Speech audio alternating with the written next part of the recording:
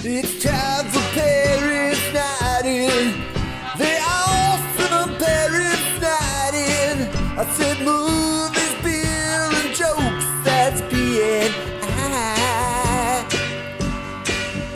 Good evening, everyone. Guess what, guys? Guess what, guys?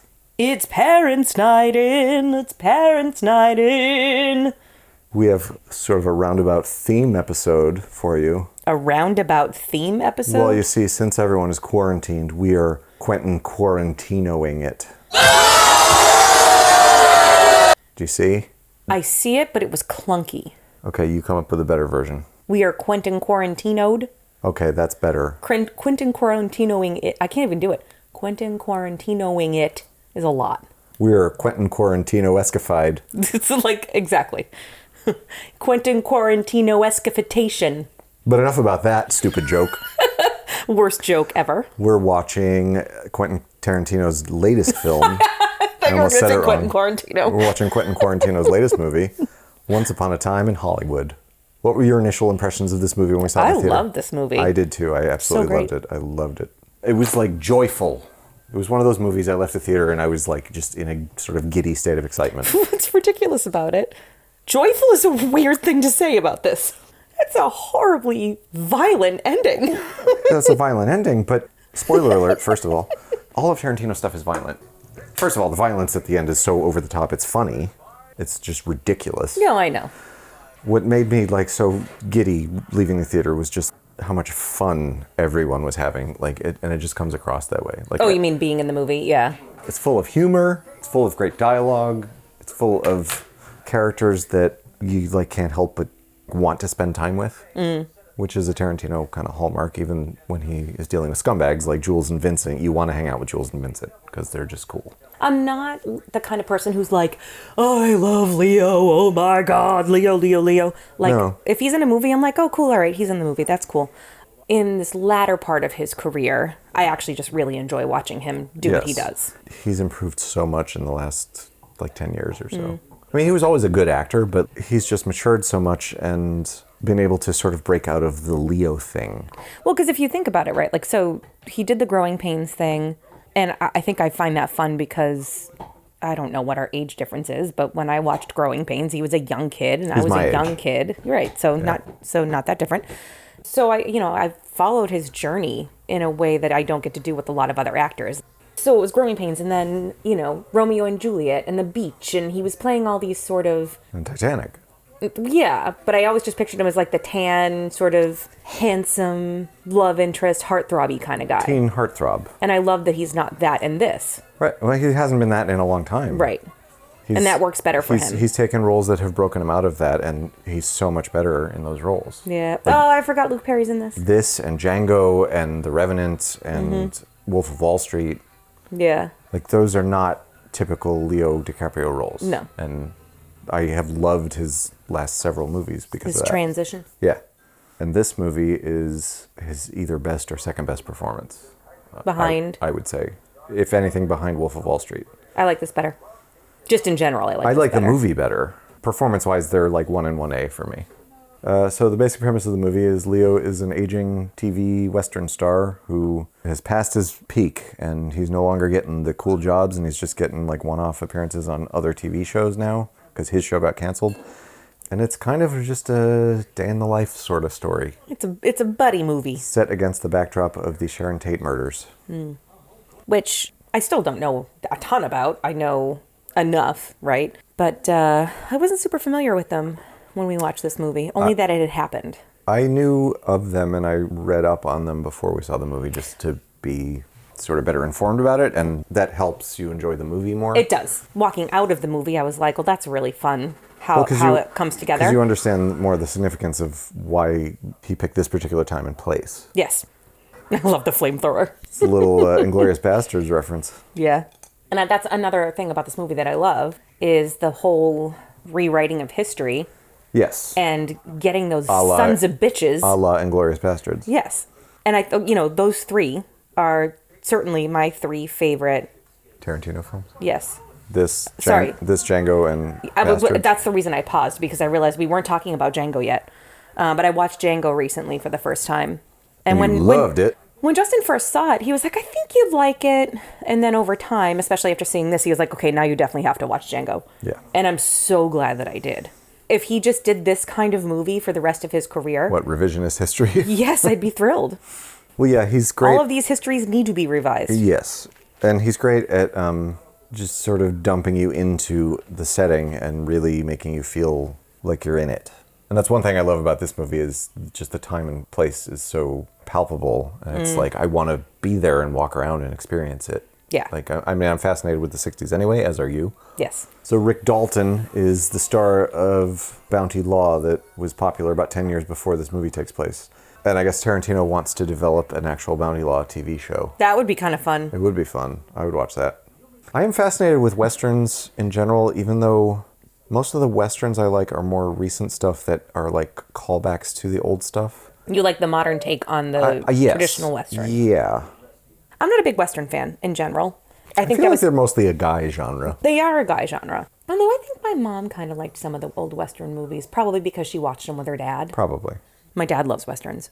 Everyone in that generation loved Westerns. Yeah, well, because that's what they grew up on. Yeah. There was so much of it on TV when they were kids. And it was a whole, like... I think It Westerns... was wish fulfillment. Westerns to our parents' generation is what crime and murder dramas are to our generation. Or superhero movies. And superhero movies. But as far as television is concerned... Yeah. To the extent you could binge watch, you would binge watch Westerns back then. Right. Whereas now everyone talks, it's like Tiger King and crime shows and murder mysteries. And and like CSI and Law and Order. yeah, huge. it's all of that stuff. That and hospital shows. Right. Medical dramas and crime dramas. Yeah. Back then it was cowboys. Uh-oh, he's crying. Well, because he realizes his career's hit the shits. Hit the shits. Leo DiCaprio does just a wonderful, agitated Southerner guy. God damn it, my career's fucking over. He plays angry redneck so well. Yeah. So let's talk for a second, because I don't know how many minutes we've been recording, but we haven't said the words Brad Pitt yet. We have not, and Brad Pitt... What the fuck? He stole this movie. He did steal... Well... I mean, Leo's amazing, but like Brad Pitt was arguably, so he stole good. Yes, he's fantastic and won a well-deserved Oscar for it. And I will also say, I have always found Brad Pitt, like, okay, yeah, he's attractive, right? But I'm not like, oh my God, Brad Pitt's in a movie, I have to go see it. He's more fascinating. Yeah. But I have not sought out his work. And yet, I loved him in Inglourious Bastards. Yep. I love him in this. Yep. I love him in this. Like, this is the kind of movie that after I watch Brad Pitt in this movie, I'm like, fuck. I want to hang out with Brad Pitt. Well, yeah. And I want to see everything he's ever done. Yes. Because I want to see that development. But he was just so freaking wonderful in this movie. Yes, he was. He looks amazing. Yeah, he's like pushing 60, or he's 55, I think. Yeah, and you know what I like? And he's ripped. Yeah. I also like that his face is getting kind of leathery and... Yeah. Like, I feel like when he was He's with got Jennifer the- Aniston, he had beautiful skin. Yeah. And now he looks weathered, and it makes him so much more interesting. He's got the Robert Redford thing in this movie. Especially with the hair. Like, he's got Redford... The floppy hair. And, the floppy 60s hair. And he's like a cross between The Big Lebowski and who's like a crazy macho character who could just kick anyone's ass that he wants. Stone Cold Steve Austin. Okay, Stone Cold Steve. That's Just a guy a guy who's like a legit tough motherfucker who could kick anyone's ass. John McClane. It's not a real person. No, I'm saying Jeff Lebowski, not Jeff Bridges, but Jeff, like the character. Oh. Jeff Lebowski and John McClane, kind of like. Yeah, I get it. That's actually, if you're gonna take two fictional characters, He's a and mix slacker them, like Lebowski, where he's just happy being totally happy being the lackey. being the gopher. Yeah. Because he hangs out with his best friend all day, drives his car around. He's just like, man, this is Right. cool. I He wants for enjoy nothing. this. And he lives in a fucking drinks. trailer and has a dog that he loves. Yeah. But it's a really interesting dichotomy. He's like a 60s stoner guy, but at the same time, a 50s tough guy. Yeah. And that's one of the kind of themes of the movie is Rick Dalton is one of the last 50s tough guy actors. He like doesn't seem to fit in the 60s. Right.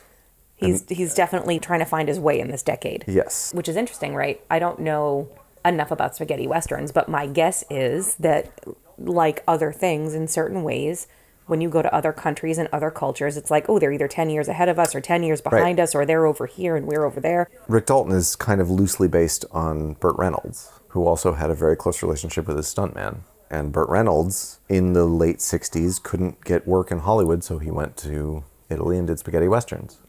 As did Clint Eastwood. I knew about Clint. I didn't know about Burt Reynolds. Yeah. But it was like the tough guy actors in the late 60s had a hard time getting work because people didn't want to see that anymore. They wanted to see cool hippie guys. Yeah. So it's like a end of an era kind of thing. And fittingly, it was touted as like the last two true movie stars, Brad Pitt and Leo DiCaprio. Because if you think about it, most big movies now aren't sold by a star. They're sold by a premise or... Sometimes a director or a franchise. Or a franchise, usually. It's the superhero movie or... I would like to go down that path. The horror movie, you know what I mean? Maybe you're right. Maybe, I'm right. Maybe it's sort of like a Gen X thing. Like Gen X had the stars, had the last of the movie stars. Yeah. Because they're Gen X, both of them, right? Well, Leo definitely is. Brad... Okay, boomer. When I was in college, I took a women in film class. There was a guy in the class who was from Greece. And we were looking at advertisements and how advertisements depicted women and depicted sex and all these crazy things. And there was one that was like the Marlboro Man, and he was super tough. And then the woman that was selling Virginia Slims was like wearing a sweater on her shoulders, and she was whatever. And the guy that was from Greece was like, cowboys are like the sexiest thing over there. Like the American cowboy thing runs really deep, I guess, in Greece. And it sounds like in Italy as well. And I've never had that in my life. Like that's part of that's good. I'm a Yankee, so that's part of it too. Right, but just our generation didn't have the sexy cowboy thing. We grew up with like the feathered hair rock star. We were like the hairband generation in a way. So in terms of movies, we were the action hero generation. And the action heroes, It was when we were or kids. the heartthrobs. It was one or the other. It was either the heartthrob or the like super muscle bound invincible action hero. Like it was Arnold Schwarzenegger or Jean-Claude Van Damme. It was like a walking action figure. Yeah. In wrestling, it was Hulk Hogan. It was the superhero who was invincible. I mean, I didn't watch Jean-Claude Van Damme and Rambo movies and stuff like that. I didn't watch that stuff. I watched Schwarzenegger movies big time as a kid. This dog is so goddamn cute and yet horrifying because it's a super muscle-bound pit bull who looks like if Arnold Schwarzenegger was a dog. Yep. Give me the food.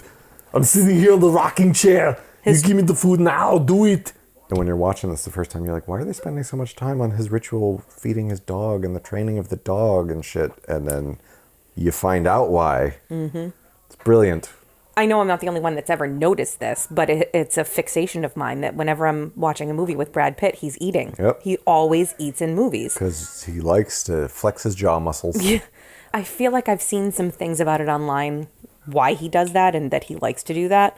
And I don't remember anything about it, so... Well, it's business, they call it. So I'm thinking... In acting. I'm gonna look it up on Google. I kept eye contact with Justin that whole song. He really liked it. Never wanted you more. How about if I do a breath here? I'm gonna look it up on Google. Let's stop the movie. 15 minutes of Brad Pitt eating. Why Brad Pitt always eats in movies. That's a 10-minute and 51-second one. Look, it's Sharon Tate. Hello, Sharon. And Roman Polanski, dressed as Austin Powers. The 15 minutes of Brad Pitt eating video has been viewed almost 1 million times. How many of those times do you think were... Mine? Well, I was going to say, meant to pleasure oneself. Gross. Why is that gross? That's beautiful. Food does not go with that. Well, you get turned on by it, so maybe you're gross. I get turned on by it. Yeah, you It's do. really interesting. You get turned on by it. When we saw Ocean's 12, you were like, Okay. oh my God. Well, that was it's eating kind of again." hot in Ocean's 12. So Sharon Tate and Roman Polanski are driving to a party, and this scene also features like an illustration of how the macho guy was being passed over for the kind of sensitive artist type. Do you believe that gentleman who's dressed like Austin Powers is a subtle nod to Austin Powers? Or did people actually dress like that in the 60s? I think Austin Powers is probably a nod to Roman Polanski. Oh, that didn't occur to me until you just said it. Being that it takes place in 1969. Wow. Wow. Okay, Kelly has to look it up on Jesus. Google. You're not the only person that's made that connection, but not many people did. Really? I Googled Roman Polanski and Austin Powers, and you get a couple of side-by-side images. The outfit is identical. I know. You get a couple of... Identical. You get a couple of side-by-side images, but I'm guessing he didn't wear that outfit all of the time. No, but like I'm pretty sure Austin Powers didn't invent the outfit. I think it was a reference to... Yes, but it's almost like just one person pinned a couple of things saying, hey, look, they look alike. No one's saying Austin Powers was probably based a little bit on Roman Polanski. I think it was probably Justin, you just blew the story up. You just blew it up. I just blew up YouTube. You uncovered the YouTube. story. Hey, YouTube viewers, Google Austin Powers, Roman Polanski, and then tag me in it to give me credit. When this guy shows up with his teeth and his crazy outfit and stuff, I spent some time thinking that, like, not knowing what this movie was about, and honestly not knowing, I knew Sharon Tate was in it. I knew very little else. Mm-hmm. I thought that this guy was kind of going to, like, screw him over somehow, and then he was going to go into deep despair. Like, I thought this guy was going to be a plot device. Yeah. And he kind of wasn't. He is a little bit. He is, but in a positive way. Right. I thought he was going to be like, oh, this is going to be his undoing. Because he says, I don't want people to recognize you. I want you to wear, like, long hair and a big mustache and tassels. I want you to look like a hippie, so no one knows who you are. Right. But also, and the whole thing about Rick Dalton is people want him because his face is recognizable. Yeah. And I was okay with all of that, right? But what I was afraid of was that somehow this show or movie or whatever they were doing was going to completely tank. He was already kind of on his way out, and I thought this was going to be the nail in his coffin. Turns out, not so much. No, because he says, I want you to actually be an actor. I think you're better than these shitty roles that you take. Yep. Just like what Al Pacino says to him, more or less, when he's trying to get him to go to... Which is why this is such a great arc Italy. For him, because you watch a Tarantino movie and you kind of you automatically assume that it's not going to go bad. Well. Yeah. Like you're not like, oh, here's a guy I can root for. You're like, I watched the whole movie going, oh God, when's it going to happen? Like it's going to be so bad. He's going to snap and kill people, or he's going to commit suicide. It's going to be really, really bad. And guess what? Spoilers. Things go all right. It's not. Things have worked out pretty well for the Rick and Cliff. For El Duderine Rick. Was that good? No. Oh. That was worse than my Quentin Tarantino escatins. By the way, you know whose daughter that is? I do. Annie McDowell? Yep. She looks a little Annie McDowell-ish. She does. She's great in this. She's fantastic. I loved her in this movie. She has like the air of the time. Yes. And she just owns the role. Yeah. I feel like, you watch movies that are sort of period pieces like this, and they try too hard to be super 60s or super 70s, and they're like, hey, man. No, she's effortless. She just is that. Yeah. She's one of very many famous daughters in this movie. She is. There's at least 4, I think. Annie McDowell's daughter, Demi Moore's daughter, Uma Thurman's daughter. Who's the other one? Thurman and Hawke's daughter, right? Yes, Thurman. Maya Hawke is her name. Mm-hmm. And she looks like Uma Thurman, and her voice is like identical to Uma Thurman's. See, I still don't pick up on it, even after you pointed it out to me. I'm like, oh, okay. Oh my God, look at him parkouring up onto the roof. Parkour! I feel like it doesn't count as parkour if you don't say that. That's right. God, look at him. Hello, shirtless Brad. Yeah, he took it off his shirt. I was like, what the fuck? He's 55 years old. Yep. He's 55 years old, but, this is his job, is to look that good. I guess. If it was your job to look that good, you'd be able to do it. I would. Yeah. You know why? Hey. Because you have a great work ethic. Hey, GoFundMe. Could you start a fund for me to just get paid to work out so I can look like Brad Pitt? I'll do it. I'll make you proud, GoFundMe. That's how it works, right? You just email GoFundMe. I'll make you proud, GoFundMe. GoFundMe isn't a person, my dear. No, but you just say, hey, GoFundMe. I want to look like Brad Pitt. Can you pay me? Mm-hmm. That's how it works, right? Are you familiar with the Bechdel Test? The what? The Bechdel Test. No. It is a measure of the representation of women in fiction. Why would I be bringing this up regarding this movie?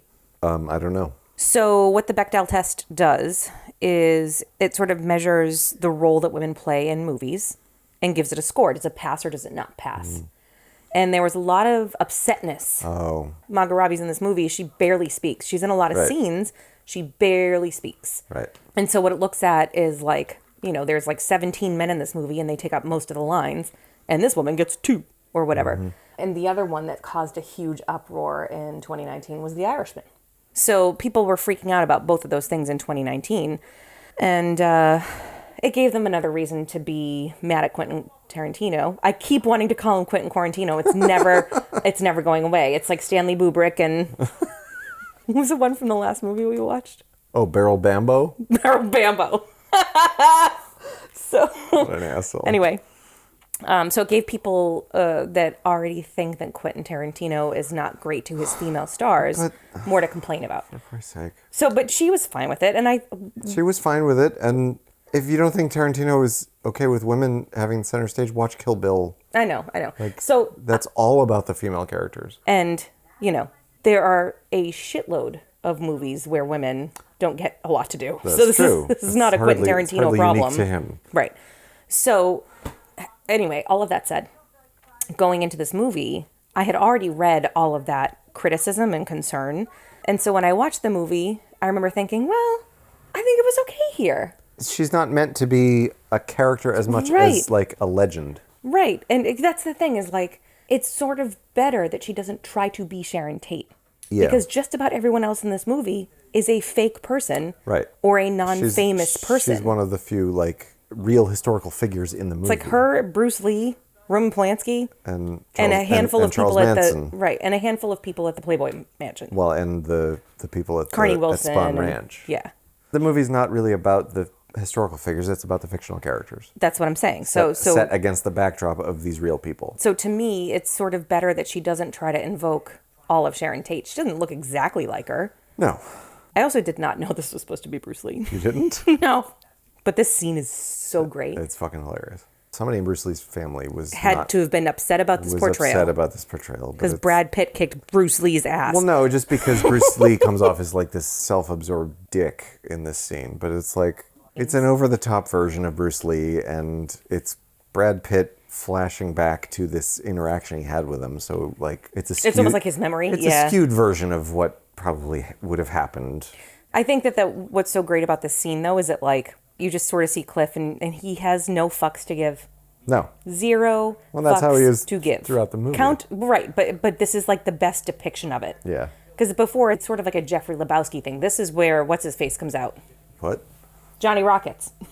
John McClane? Yeah. Wow. This is where John McClane comes in. And that's exactly where you see that switch go off, where it's like he goes from sort of stoner dude, doesn't give a shit about anything, and is just floating through life to like, you know what? I'm going to beat this guy up. I don't need to float through life here. He is like Good Will Hunting, except right now like he really Good Will wants to show off some math. He's like Good Will Hunting. Bruce Lee is like the ponytail guy in the bar. This is what would happen if Beryl Bambo was insulting Matt Damon. He'd be like, screw you, You know how fucking Beryl easy Bambo. this is for me? This is a fucking joke. Then he hits him the first time. And Brad's and Cliff face is like, that was okay. Not bad. It's like in Dumb and Dumber when he wipes his lip and goes, And this here is Zoe Bell, who is a noted stunt woman. oh. She was Uma Thurman's stunt double on Kill Bill. She has an Uma Thurman quality to her. So To her face. Tarantino loved her so much he cast her in 3 different movies as different characters. So let's go backwards a little bit She's because like, your stuntman beat the shit out of Bruce Lee, and Bruce Lee's like, nobody beat the shit out of Bruce. Get the wardrobe off, get your shit, and get fucked. It's a really he long. has this really long flashback while standing on the roof and just goes, psh. Yeah, okay. I can You see, know what? That was fair. I can see why they don't want to hire me. It's great. We have not talked yet about what we are beveraging. What are you beveraging today? I am beveraging a local brewery, Vitamin C. Ooh, oh, you're drinking spring? Well, I was drinking Vitamin C's collaboration, Supreme Collaboration, with Bissell Brothers called Trey Flip, which is a fantastic Imperial Cream Ale. It's really good. That basically just drinks like a New England IPA. What are you drinking? I am drinking Modelo with some lovely lime slices because as we were preparing to watch this movie, I was thinking, ooh, California. And I was thinking about all the yummy sort of light and refreshing drinks. California, Mexico, basically the same thing. No, I was thinking about all the light and refreshing drinks they were drinking, and I thought, what do we have in our fridge that's light and refreshing? And we had 2 options. I had some Rustic Spirits margarita, which I have been saving. The only thing is, sometimes margaritas give me heartburn. Oh, shit. So then I opened the fridge and I saw a nice, crisp, cool Modelo. This scene is great. It's so great. Julia Butters is fantastic. Yeah, she's awesome. He sits down next to his co-star, who's like 8 years old, and she is super precocious. Yeah. She was also super sweet. Like every time I saw her on the red carpet during award season, she was adorable. Her mom packed her like a turkey sandwich in one of her little clutches for the show because, you know, they have to get ready so early and she was on the red carpet. You know, the stupid, fluffy reporters are like, "What's in your purse, little girl?" And she's like, "I'd appreciate it if you wouldn't patronize me. I'm a working actor." And Honestly. I say actor because actress is nonsensical. There was one about Scarlett Johansson just roasting reporters who were literally interviewing her and Robert Downey Jr. for one of the Avengers movies. And they were asking him all these technical questions about acting. And then they were like, "Scarlett, Who are you wearing? what was your diet like to prepare for this role?" Fuck. And she just, like, her eyes just go like, zoom. She's like, "A lot of green stuff." She should have said, "I killed several reporters and ate their fucking bodies." Yeah. Ooh. Asshole. That's a good one.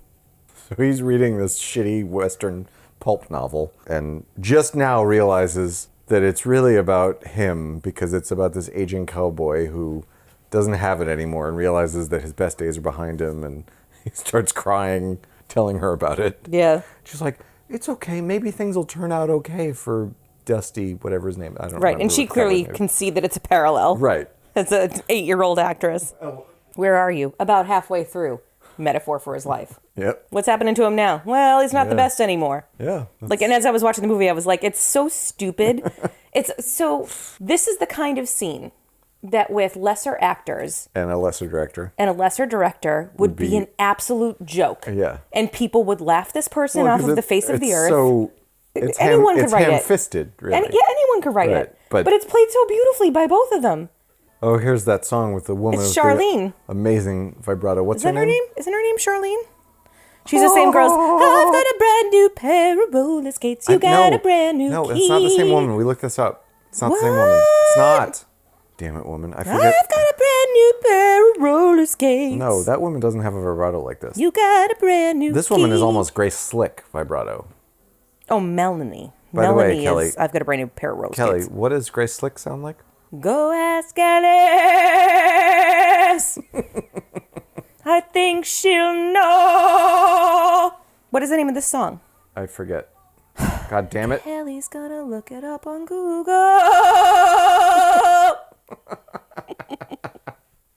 Justin's dream is to get me drunk at karaoke and make me get up and sing that. It's going to happen someday. And I'm going to laugh and videotape it and post it on YouTube. She's about to go watch herself in a movie. She's just so charming. Yes. Like, that's Well, the and thing, that- is she's so charming, and likable, that's- and sweet and awesome. That's how people felt about Sharon Tate. Right, they And were that's- and heartbroken. That's why they gave her like a role where she's more of an idea than like a three-dimensional character. She's how everybody thought of Sharon Tate. Mm.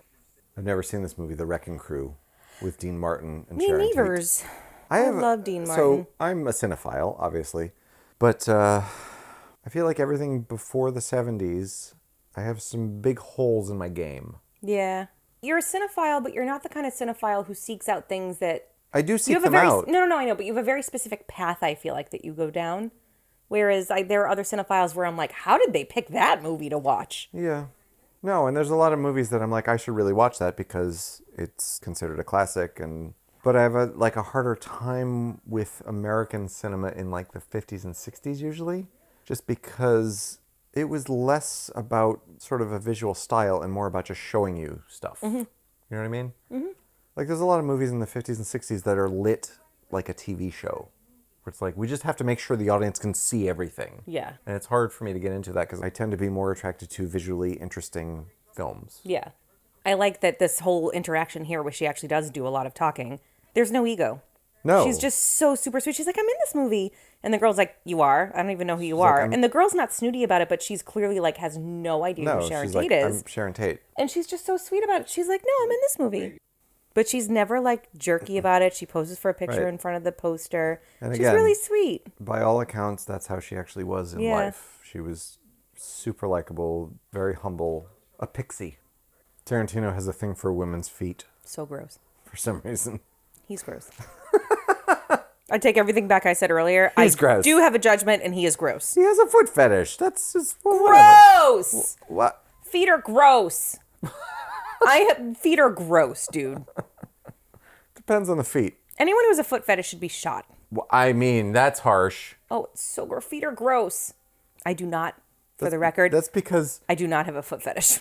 that's because you're attracted to men, and men's feet are disgusting. But I don't find myself looking at women's feet and going, ooh, pretty. No, I don't either. But it's like women's feet are more pleasant to look at than men's feet. You're justifying a foot fetish, but you don't actually care. I don't care. So why are you so defensive I'm not of it? justifying it. I simply don't care. Yeah, but you're like, so then You're let me saying, let me hold on. care. So let me say they should be shot for liking feet? No, but you don't have to defend it so hard. I'm not defending it. I'm just saying, what does it matter? I think you're reacting to it too negatively. I'm trying to bring you back to the middle. I hate feet. Kelly, I'm trying to bring you back to like the Hate them. center where it doesn't matter. No, hate feet. Right here. It matters. Doesn't matter. It can matter to me and not matter to you, and that is okay. I think you're crazy. This is America. This is America. I'm allowed to hate Don't have a feet. foot fetish. Don't have a foot fetish. Okay. I'm a little sad that Christoph Waltz is not in this movie. He should be in every Tarantino movie. He should be in every movie ever. Ever. I love him so much. He has not done very much lately. Why is that? He was huge for like 3 years. He's probably busy, Justin. Doing what? I don't know. I don't pretend to know Christoph Waltz's diary. Tarantino is one of those directors that can just discover an actor who has been working for years and years and years and never gotten any kind of appreciation. He's like, no, that guy's awesome. I'm going to use him in my movie and make him a star. Give me an example. Well, Christoph Waltz. Right. Give me another example. So Samuel L. Jackson. Mm-hmm. Samuel L. Jackson was working for years and never got anywhere. And he put him in Pulp Fiction, and Samuel L. Jackson became a megastar. Well, like Tim Roth had been a working actor for a good 10 to 15 years before Reservoir Dogs. Who? Tim Roth. He cast him in Reservoir Dogs, and then he cast him in Pulp Fiction, and after that, Tim Roth's career kind of took off. Tim Roth. He was in the Hulk. He was in the Hulk. Yeah. Now he's one of Tarantino's regulars. He was in this movie, but he was cut from this movie. He was in this movie and got cut? Yeah. Poor Timmy Wimmy. Timmy Wimmy. Justin, we're old friends. We go way back, and that's what I call him. You're old friends, even though you didn't recognize his name when I fucking mentioned it originally. Because I call him Timmy Wimmy. Wait, who? If you had Oh, Timmy Wimmy. If Yes, you I'm had sorry. said I know Timmy him by Wimmy, Timmy Wimmy. I would have been right there with you. He's never told me his last name. I've hung out with him multiple times, never once said, I'm Tim Rolfe. Well, you know what happens like when you put somenene's name in your phone? He said, oh, I And love sometimes- women, therefore I'm Timmy Wimmy. It could I don't know be why like- I'm doing Australian. That's totally wrong. That's totally wrong. But it could be, like when you go to a bar and you're like, hot guy from bar. Or then jerk from the country. Or then it's The country? spam caller. Do you, And in this case, he's Timmy Wimmy. where do you denote as the country? He's from the country. Like Georgia? He's a country bumpkin. Or an actual other country that you can't remember. He's from another country that I can't identify. He's from Finland, but I can't remember which one because all the Scandinavian countries are the same. So I'll just say the country. You should have. Sven from You the messed it country. up because you said he's from Finland, but I can't remember which one. No, I'm saying it's a combination between my justification and your thought process. He's from a Scandinavian country, but I can't remember which one. It's like how on Facebook, right? You're Justin Enough a Ballard. Uh-huh. And there are people who change their names to funny things and they become that person to you. So when you see them, So you were Facebook friends with Tim Roth, but he's on Facebook as Timmy Wimmy? Is that what you're saying? no, but you almost made me pee. I did? Pee so bad. How did I almost make you pee? Because I have to pee and then you made me laugh really hard. I was trying to get through the conversation before I took a potty break. There's something wrong with you. Ow. It hurts. He's not Timmy Wimmy on Facebook. Oh, He's just Timmy, on Twitter. He's Timmy Wimmy in my phone. What is he on Facebook? Timmy Wimmy Doodles? I put doodles at the You end of a show lot him of some names. respect. He is Mr. Timmy Wimmy on Facebook. You son of a bitch. I believe it's Timothy Wim. Timothy Wimothy. This beer's so good. Vitamin C, how do you do it? They're making dynamite in a can. So Rick Dalton's fucking up his lines here. He doesn't look happy about it. And this scene This is Justin's favorite scene in the whole so movie. goddamn fucking funny. This is where I'm talking about he's an amazing, angry redneck. He swears with his whole body. Yep. You had to have 8 goddamn whiskey sours. You couldn't have 3 or 4. You had to have 8. He's yelling at himself in the mirror. And he goes for his flask anyway. Stop drinking right now. That scene's amazing. It is. When we were in the movie theater, Justin was like peeing his pants with laughter. I could not stop laughing at that Couldn't scene. stop. I've been to LA exactly one time. When did you go to LA? When I went and visited Lauren when she was a traveling nurse. Oh. She was in Fresno. I flew into San Francisco. We stayed there for a weekend. Oh, drove over to Fresno. And then for the second weekend, we got in the car and went to Universal. I've been to LA twice, I think. I would like to go back there. It was fun. Yeah, I'd like to go back. I went to visit a girlfriend at the time whose parents had a house there. They had an amazing house in Fullerton, which is a suburb. And then a couple years after that, the band I was in had a gig out in LA. And we saw Ben Affleck in a bar. Were you like, Boston, dude? No, he was like across the room, but we could see him hanging out with his friends in this booth. That's cool. I was like, oh my God, it's Ben Affleck! What'd you say? Represent! Here's Luke Perry's final acting gig. Oh, Luke. For those of you who don't know, Luke Perry's son is a pro wrestler now. Oh. And a damn good one. His name is Jungle Boy. It's true. I'd be willing to bet that nobody knew that. He's a fine wrestler. Kid's got a future. And he delivers the best performance of his career. It was super captivating. I was like Yep. internally cheering for him, like, yay! He did it! Congratulations, you did it. World's best acting! Well done, Rick. Must be a weird gig to play a character playing another character. Yeah. I mean, that's a whole different thing because you have to keep 2 different characters straight. Yes. I want to play a villain in something. You've always wanted to play a villain. I feel like that's what I'd be good at. Were I an actor. And here's the super creepy part of the movie, where we visit Spahn Ranch. Yeah, super duper creepy. The TV on top of the TV is my favorite. Yep. That's so crazy that that was actually a thing. Our TV doesn't work, so let's get a new TV and put it on top of the old TV. Instead of getting rid of the old TV. Yeah. His arms are full of veins. Yep. I think he's the real life embodiment of Chris from Parks and Rec. He has 0% body fat. He's got a resting heart rate of 28. Chris Traeger. Yeah. His body's like a microchip. A grain of sand would wreak havoc. I'm not sure if I could have been a hippie because of all the bare feet. Because you find bare feet disgusting? Yeah. Dirty bare feet? Yes. Even worse. I'm not sure I could be a hippie because of all the not shaving. And not bathing. Not bathing. Be a little weird. Definitely because of the no bra thing. No bra thing, yeah. But love, man. I do love love. Yeah, but these hippies aren't into love. They're No, more into, these ones not so they're more into death. Yeah. They're more like the murder They're- type of hippies. Yeah, they're not real hippies, is No. the thing. They're mippies. Murder hippies. Here is Dakota Fanning, stalker Channing Tatum. And she's super fucking creepy. And so greasy. Yep. Remember when she was just a cute little girl Yep. in movies? No, she's fantastically off-putting. Dutch angles. Every time you see Dutch angles, sometimes I think Dutch oven. You would think of farts. That's all the Dutch were good for, apparently, in your mind, is farts. I grew up in a family. I grew up with a 2 boyfriend brothers. who used to give me Dutch ovens. Yeah, with 2 brothers and Dutch oven boyfriend. He didn't actually Dutch oven me. That wouldn't have lasted. Okay. But he talked about them a lot. Who was that actor? It's Bruce Dern. Right. Not related to Laura Dern. Yes. Related to Laura Dern. Her father. Okay. No, because there's someone recently where I don't remember who it was. She mentioned him in the Oscars. Sure. Okay. Right. I feel like recently there was an older actor with a younger daughter or that I thought was a daughter actress who they just happened to have the same last name. I guess it's not Dern. Who the hell was it? It was Ginny Scorsese, not related to Martin. Karen Stallone. Nothing to do with Sly. Betty Schwarzenegger.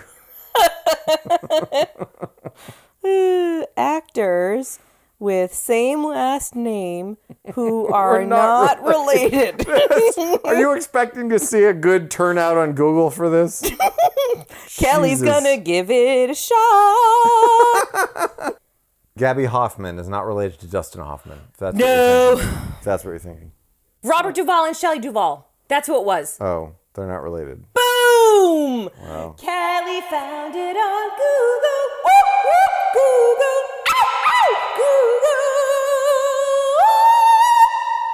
You doubted me. That was epic. I didn't doubt you. It was epic because it deserved to be epic. Did it? Yes. Shelley Duvall and Robert Duvall are not related. You know I'm going to lower that so it sounds like Shelley Duvall and Robert Duvall. So it's going to sound like Kevin from The Office. Shelley Duvall and Robert Duvall are not related. I gotta go to the bathroom. Oh, good. I need a beer. Do you? So do I. Oh my God.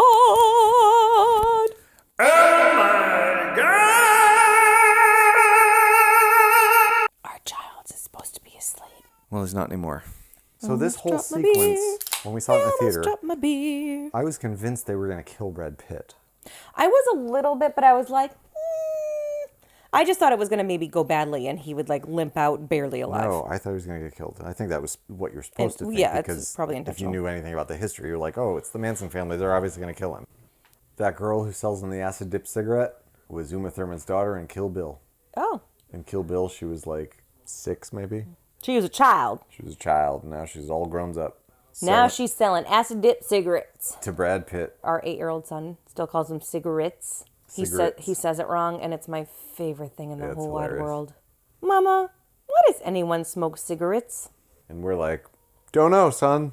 Maybe it's because of that smooth nicotine drag with little burn. Pregnant women prefer Virginia Slims. Yeah, it's fucked. For that mentholy taste while you cradle baby. There's a lot of cigarette peddlers in hell. Oh, they've skipped ahead to August 8th, 1969. Right around 10 years before you were born. Right around 10 years before the world was right. Got down on my knees. Didn't even hear what I said. You were talking about my birth, but I'm singing. I was saying great things about your birth, and you didn't even notice. I was trying to be romantical, and you ruined it. Was it right before America got great? Fuck. It was right before the world got right. No, I take it back now. So for your first 4 years, the world was not right? You were a melancholy child sitting in your house going, something's not right. And then all of a sudden... Something's missing from my life. On my birthday, in that special date, on that special year, on that special date in the special year, you were all, bing! Oh, everything's gonna be aight. August 8th, 1969, which any historians know was the fateful night of the Sharon Tate murders. And people consider it the official end of the 60s. Mm-hmm. It's also about a week before Woodstock. For those of you who have not watched the Woodstock movie, it's fascinating. I especially like it when he flies out of the tree and lands on Snoopy's birdhouse. Kelly! What? Not the Woodstock cartoon character. Oh. Because I kind of really like Woodstock, the cartoon character. Woodstock, the concert. God damn it, woman. Did they play the Peanuts theme? At Woodstock, the concert? Yes. No. Oh. Also, any historians would watch this scene and be like, they're playing the Rolling Stones' Baby You're Out of Time during Sharon Tate's last night on Earth? That is harsh, man. It really hammers home like, okay, here's where Sharon was at this time on this day. Right. Clearly building up to what you think is going to be what actually happened. Kind of brilliant. Mm-hmm. But guess what? It happens in a different way than the way that you're expecting it to happen. It doesn't happen in the way you're expecting it to happen. It happens in a different way. In a different way. There's a lot of things you just said. Quentin Quarantino'd. Quentin Quarantino'd.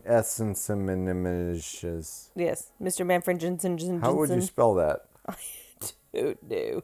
You're going to have to rewind the tape and play it back. Q-U-A-R-N-T-N-M-S-M-S. Yeah, pretty much. Cliff's about to walk his dog, but first, hey, I remember you. How did he decide when he was writing this? Let me have Cliff smoke an acid-dipped cigarette first. That's the best part about this whole Brilliant. thing.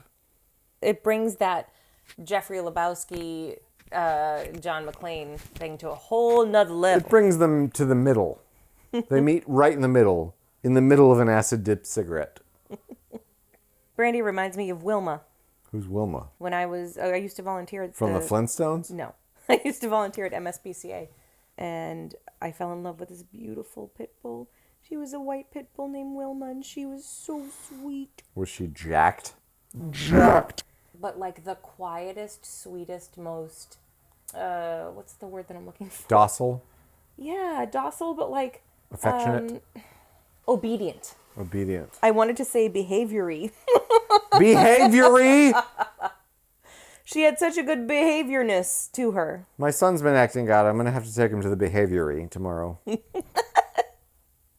Goddamn fucking hippies. So Rick Dalton, accosting them, changed the target house that they were going for. So they said, fuck that, let's just kill the guy that we saw on TV. She looks and sounds just like Uma. You don't see it? Come on, she's got those giant eyes, the kind of throaty voice. Okay. God damn it, woman. I haven't seen enough movies with Uma Thurman in it and like paid enough attention to be like, that's what her voice sounds like. Oh, then you should. Starting with Kill Bill.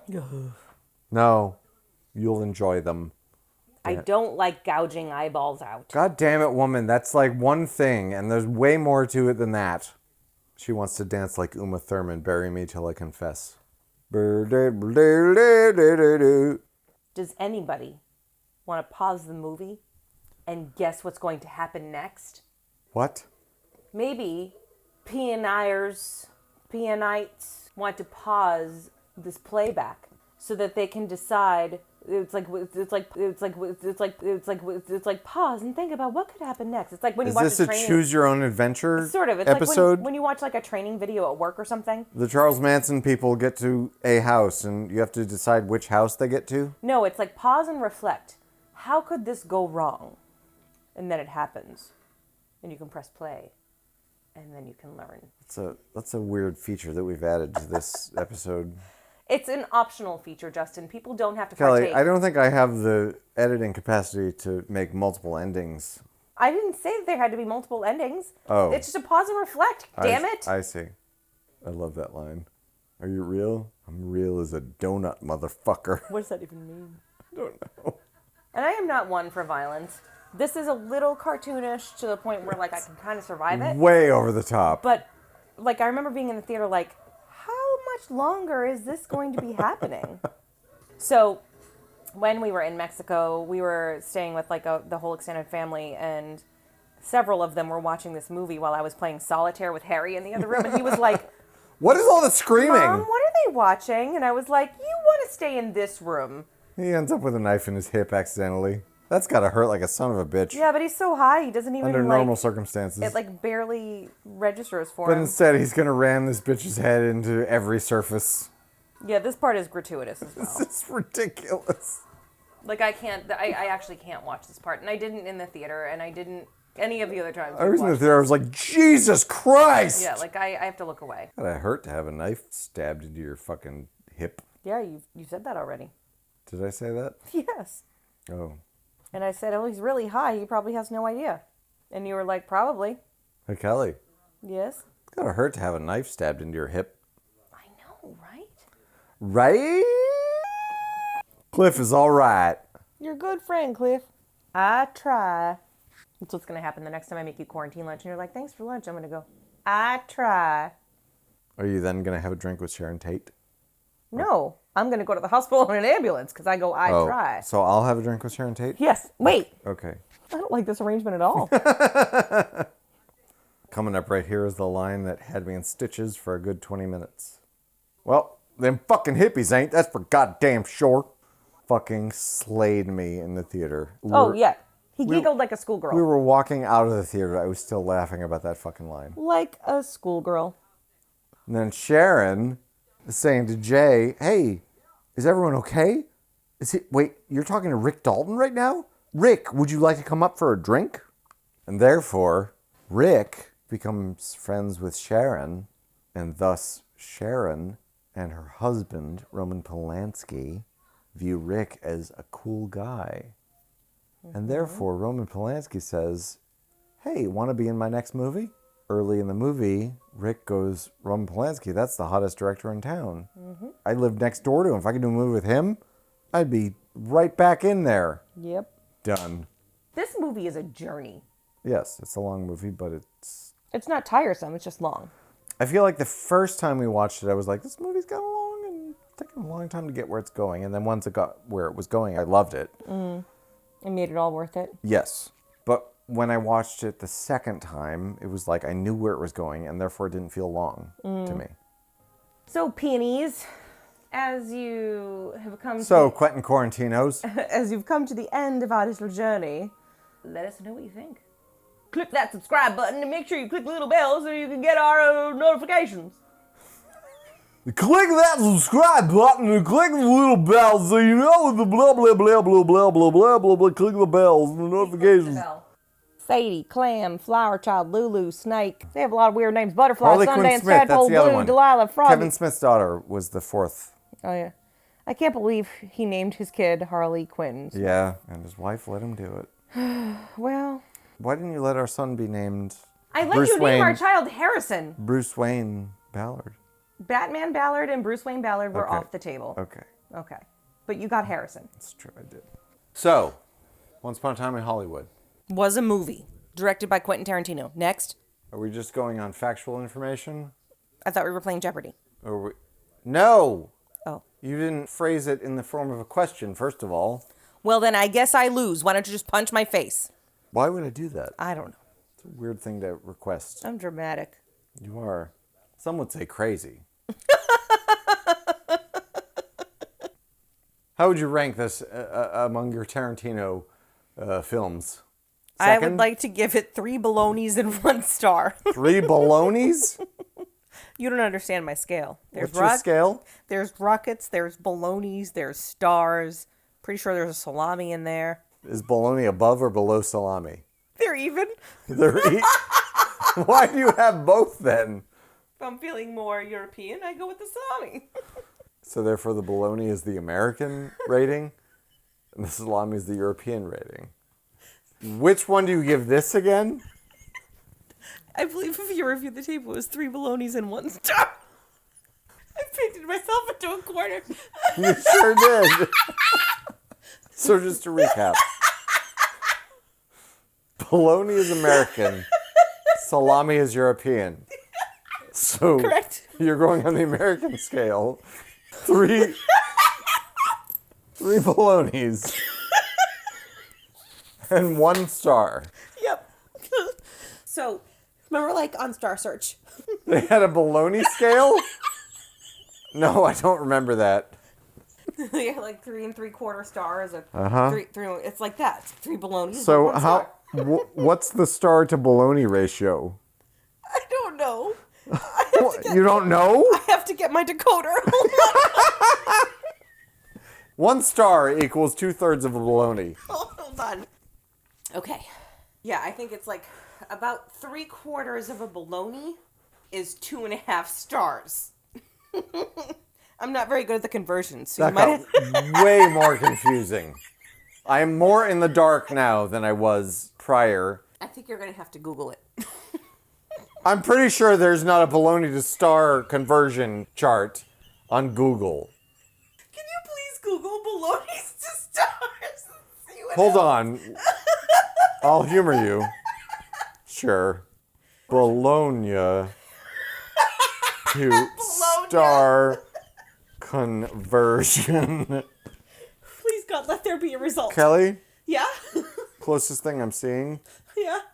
What is the formula for star to delta conversion? I think, to summarize, an answer to your query. I really like this movie. That's all you had to say in the first place. We could have saved ourselves a lot of time. 3 bolognas plus 1 star equals great. 4 bolognas, 2 salamis, and 1 star is like, mwah. It's What's like your- the Godfather. Mwah. What's your highest rating? I think my highest rating is probably 5 stars. So, 5 stars is at the top. In your rating earlier, the star was clearly the lesser of the 2 currencies. No, it just comes at the end because there's 3 of the bolognas and only 1 of the stars. I should ask you, what's your rating? 4 stars out of 4. Simple. Easy to understand. Mine was 3 bolognas and Easy 1 to star out convert. of 5 stars. Easy to convert onto a scale. I think what we've learned today is that Kelly needs a better rating scale. So our next Parents' Night In, you'll have a better rating system? Mm-hmm. Okay. Seems like you're upset with me. I'm not upset. I'm just We confused. don't have to rate things on the same scale. I'm just confused. Trying to ascertain how much you like this movie, and I really don't know. I have no idea. I said it was great. It's a great movie. I like it. I thought you did. I like it. Okay, I love it. It's fantastic. It's a time and place. It's immersive. Just a lot of goddamn hippies. Great performances. I agree. Every performance is fantastic. Hilarious dialogue. No one in that movie is like, ooh, how'd that guy get in there? No. Everyone's good. There's no, if I stab you with this knife, will you die? Thanks for watching, everybody. Don't forget to click that subscribe button and follow us on Twitter, MeWe, and Facebook.